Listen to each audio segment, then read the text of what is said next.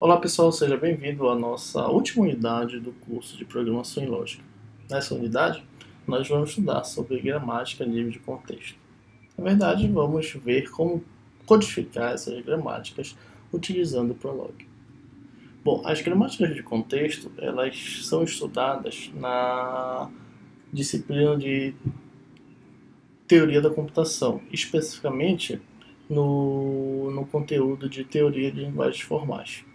A teoria de linguagens formais ela tem como objetivo estudar os mecanismos que nós temos na computação para realizar o reconhecimento de linguagens. Uma linguagem, por definição, nada mais é do que, dado um alfabeto, quais são as regras que podem ser geradas por aquela linguagem, ou seja, quais são as sentenças que nós temos para aquela linguagem. Então a gente pode pensar em linguagem, no contexto mais amplo da palavra, como algo que a gente utiliza para realizar a comunicação. Mas trazendo para o contexto computacional, a gente também utiliza o conceito de linguagem nas nossas linguagens de programação. Nas linguagens de programação, nós, ao codificar um programa de computador com uma determinada linguagem, a gente precisa seguir algumas regras. E aí, esse nosso programa que foi codificado, antes de ser executado, precisa se verificar se o código está seguindo todas as regras dessa linguagem. Em outras palavras, a gente quer verificar se o nosso código não possui nenhum erro. Então, a verificação do erro de um programa de computador que foi construído a partir de uma linguagem implica justamente verificar se você escreveu o código seguindo todas as regras daquela linguagem. A gramática livre de contexto ela é estudada justamente para isso, para realizar o reconhecimento de linguagens. Trazendo aqui para o contexto do exemplo da linguagem de programação, a gramática livre de contexto é parte importante para verificar se o seu programa possui algum erro de sintaxe. Caso exista, significa que você infringiu alguma regra da linguagem. Então, a GLC, a gramática de contexto, ela é utilizada no contexto da linguagem de programação, no que nós chamamos de compilador ou interpretador. Um compilador ou interpretador ele é responsável por, antes de executar o seu programa, verificar se o código que você construiu está em conformidade com as regras da linguagem, se não possui algum erro léxico, algum erro sintático ou algum erro semântico. No caso, a GLC ela é responsável por verificar a existência de algum erro sintático, se você infringiu alguma regra de estrutura da linguagem da geração das sentenças. Bom, então é nesse contexto que temos aqui o estudo da GLC. Toda linguagem ela é definida sobre um alfabeto. Uma linguagem, como nós já sabemos, nada mais é do que a definição das regras que podem ser geradas a partir dessa linguagem. Mas uma linguagem ela precisa ter como base um alfabeto. Então, o que é um alfabeto? Um alfabeto nada mais é do que um conjunto finito, não vazio, de símbolos que podem ser utilizados por uma determinada linguagem. Então, por exemplo, vamos definir aqui o conceito de alfabeto. Então, por exemplo, nós podemos ter o alfabeto binário. Então, esse alfabeto é um conjunto com dois elementos, 0 e 1, que são os elementos, os símbolos que podem ser utilizados por uma determinada linguagem. Então, a gente pode ter uma linguagem que utilize esse alfabeto e determine quais são as regras que a gente pode produzir para essa linguagem para gerar sentenças sobre esse alfabeto. Então, dado uma linguagem hipotética aqui, a gente pode, a partir dessa linguagem, gerar essas sentenças. Vamos supor 0, 0, 1, 1, 1, 0, 1, 0, 0. Então, por exemplo, dado que essas são as sentenças que podem ser geradas por essa linguagem sobre esse alfabeto, então, a partir dessa observação, a gente pode imaginar que algumas regras, né, que podem produzir essas sentenças. Então, o grande objetivo da linguagem é esse. Dado um alfabeto, quais são as regras da linguagem que resultam na geração das sentenças? É isso que se quer saber. Então, a produção dessas regras para realizar o reconhecimento da linguagem é produzida justamente pelas nossas gramáticas livres de contexto. Então vamos definir aqui formalmente, né, os componentes para a geração de uma gramática livre de contexto, que nós vamos abreviar para GLC. Então, uma gramática livre de contexto, nós vamos chamar de GLC, ela pode ser definida como uma quadrupla, né? Uma gramática livre de contexto pode ser definida como uma quadrupla composto pelos conjuntos V,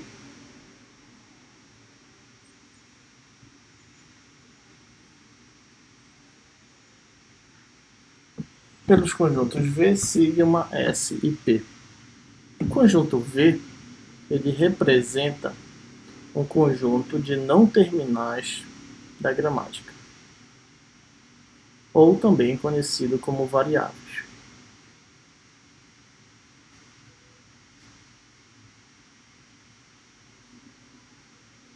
O conjunto sigma, às vezes também chamado de T, ele representa um conjunto de terminais, que nada mais é do que o alfabeto.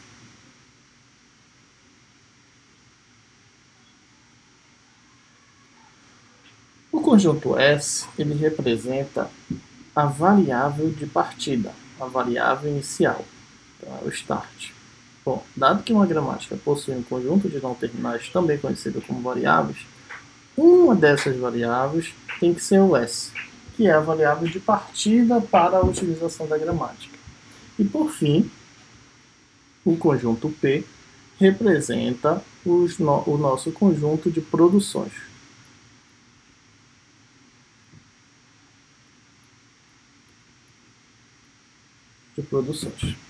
Tá?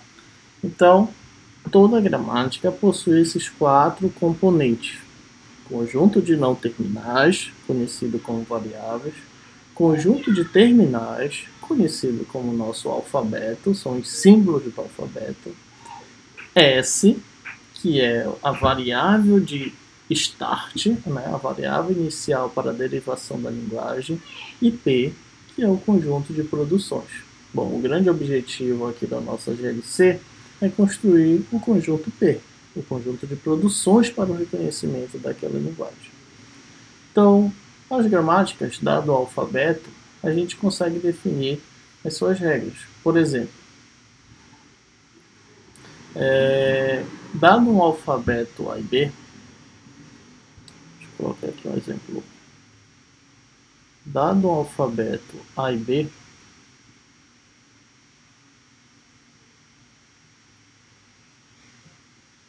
vamos construir uma gramática para gerar uma linguagem, né, na forma AN, BN, tal que N seja maior que 0. Então essa é a regra de uma linguagem. Olha, eu quero gerar uma linguagem AN-BN para N maior que 0. Bom, perceba que sobre esse alfabeto, né, esse N é a potência dos símbolos. Como ele é maior que 0, o menor valor de N é igual a 1. O que a gente está querendo dizer aqui? Que as sentenças que podem ser geradas por essa linguagem são sentenças com vários A's seguido de vários B's, tal que a quantidade de A seja igual à quantidade de B, uma vez que eles estão elevados ao mesmo N. Então, observe que essa aqui seria uma sentença válida, AB, uma sentença válida para essa linguagem. Assim como essa sentença também, a BB, é uma sentença válida porque a quantidade de A's e a quantidade de B's são iguais e maiores que 0. Essa sentença aqui é uma sentença inválida por essa linguagem, ou seja, essa é uma sentença que não faz parte da regra da linguagem. Por quê? Porque apesar da quantidade de A's e B's serem iguais, mas a gente, na nossa regra, os B's, a partir do momento que aparece a letra B, não pode mais aparecer a letra A. A gente está dizendo que nessa linguagem, né, nós temos que aparecer vários A's seguidos de vários B's. Aqui a gente tem A's e B's alternados. Então essa seria uma sentença inválida para a nossa linguagem. Assim como essa sentença aqui também seria inválida, apesar de não ter A's e B's misturados, mas a quantidade de A's que aparece seguido de B's são diferentes. E na nossa linguagem a gente está dizendo que a quantidade precisa ser a mesma. Então também é uma sentença inválida por essa linguagem. Então o objetivo da construção da gramática livre de contexto, dada a regra da linguagem, é construir produções que, dada uma cadeia de entrada, diga se essa cadeia ela é válida ou não para essa linguagem. Então quando a gente entrasse com essas duas primeiras cadeias, a nossa gramática livre de contexto iria dizer, sim, essa linguagem é válida, essa sentença é válida para essa linguagem. Mas caso entrássemos com essa aqui, a gramática livre de contexto teria que dizer, não, essa sentença não é válida para essa linguagem. Então, o grande objetivo da GLC é esse. Então, como poderíamos construir uma GLC para reconhecer essa linguagem? Então, vamos fazer aqui. Sabemos ainda aqui no exemplo 1 que o nosso alfabeto é A e B, ou seja, o primeiro requisito é que toda sentença, né, só possua esses símbolos. Se houver uma sentença com um símbolo diferente do alfabeto, obviamente essa sentença já é inválida para a linguagem. E que a linguagem é igual a ANBN para N maior que 0. Ok? Bom, então, nós já sabemos que uma GLC é igual a uma quadrupla V, sigma, S e P. V é o conjunto de não terminais, conhecido como variáveis. Sigma é o alfabeto, já temos definido. S é a variável inicial e P são as produções. Vamos começar então montando as produções. Como é que a gente monta a produção numa gramática livre de contexto? Na gramática livre de contexto, as produções possuem essa forma aqui, ó. Então, que S é um não terminal, ou seja, é um elemento pertencente ao conjunto V, e alfa é uma produção que pode ter elementos pertencentes ao conjunto V e ao conjunto sigma, ou seja, são elementos não variáveis e terminais do alfabeto que podem ser utilizados para compor a produção. Então, para realizar o reconhecimento desta linguagem,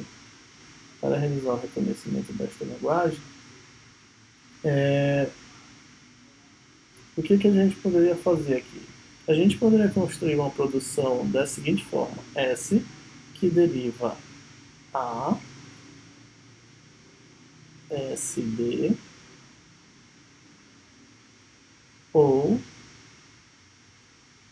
AB. Então, por exemplo, essa seria uma produção que resolveria o problema aqui dessa linguagem. Perceba, a gente está dizendo que logo que essa nossa produção S deriva de ASB, ou significa que são duas produções de S, AB, é o nosso conjunto P. Logo, o nosso conjunto V, esse aqui é o nosso conjunto P, né? Possui essas duas produções. Logo, o nosso conjunto V, ele é formado só por S, que é o único não terminal que nós utilizamos para a construção das produções da nossa gramática. E que o nosso S, o símbolo inicial, é justamente o nosso S. Vamos chamar aqui para facilitar o S0. O nosso S0 é justamente o nosso S, a única variável do conjunto V. Então, dados os elementos dessa GLC, o principal aqui é a produção, como é que nós podemos utilizá-la para verificar se as sentenças né, se as entradas são sentenças válidas ou inválidas para a nossa linguagem. Bom, dada a nossa produção, eu vou destacar ela aqui, S que produz A, S, B ou AB, a gente pode utilizar essas produções para realizar a derivação de um conjunto de entrada. Por exemplo, quando a nossa entrada, deixa eu colocar os exemplos de entrada bem aqui, for A, B, B, quando a nossa entrada for essa, obviamente essa é uma sentença válida para essa linguagem. Como é que a gente faz para derivar essa entrada? Bom, a gente utiliza a sequência dessas produções. Então, no processo de derivação,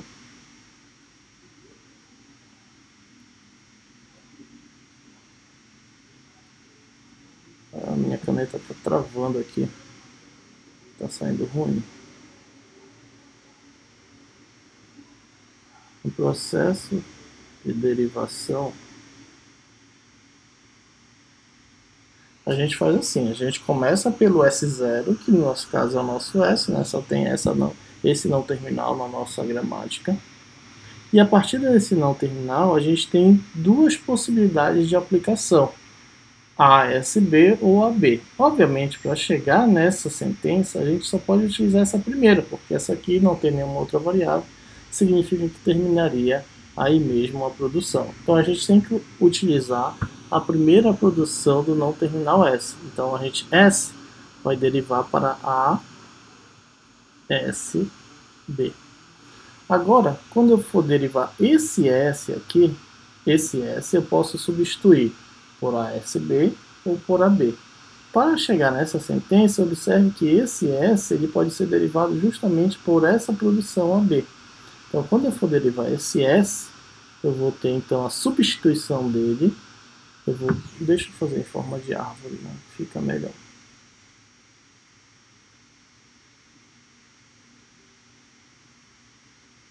Então, o S vai ser derivado para A, S, B.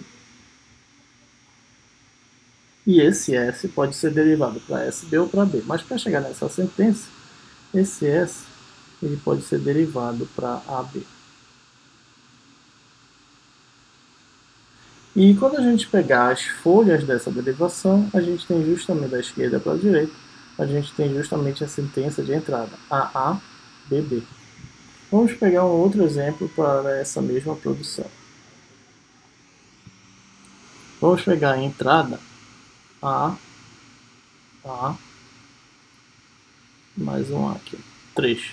A, B, B, B. Deixa eu apagar aqui. Não sei porque a minha caneta ela tá me dando trabalho hoje.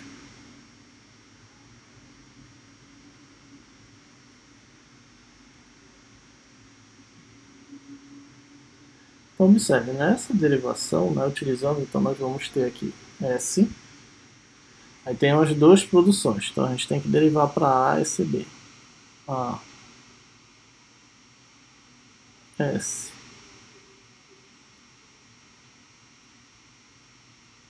B. Esse S a gente tem que derivar para A,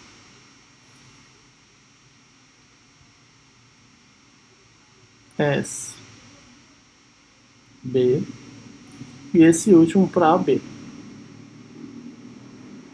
Então, observe que como a gente conseguiu derivar e ter apenas folhas da esquerda para a direita, a gente tem a sentença A, B, B, B.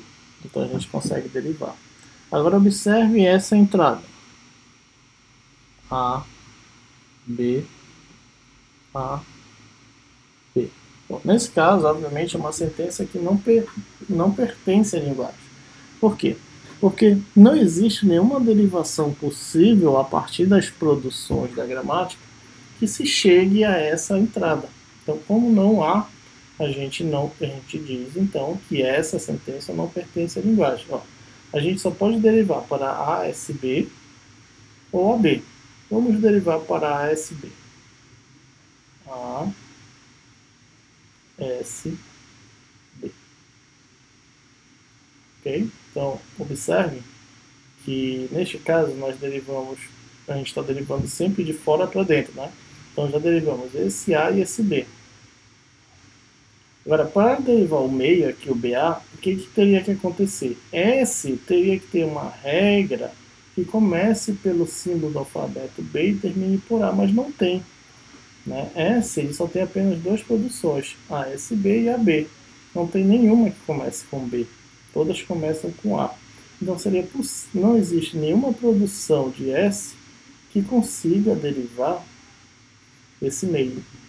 Por esse motivo, né, a gente pararia aqui a derivação e como as folhas não são somente símbolos do alfabeto, nós temos uma variável aqui, a gente conclui que não é possível realizar essa derivação e por esse motivo essa sentença não pertence à linguagem, né, porque a gramática da linguagem, que reconhece a linguagem, não consegue realizar a derivação apropriadamente. Então, essa é o objetivo das gramáticas livre de contexto. Né? E aí temos vários e vários exemplos, né, de linguagens que podem ser geradas a partir de gramáticas livre de contexto. Vamos pegar exemplo de uma outra linguagem e fazer a gramática responsável pelo reconhecimento dessa linguagem no próximo vídeo.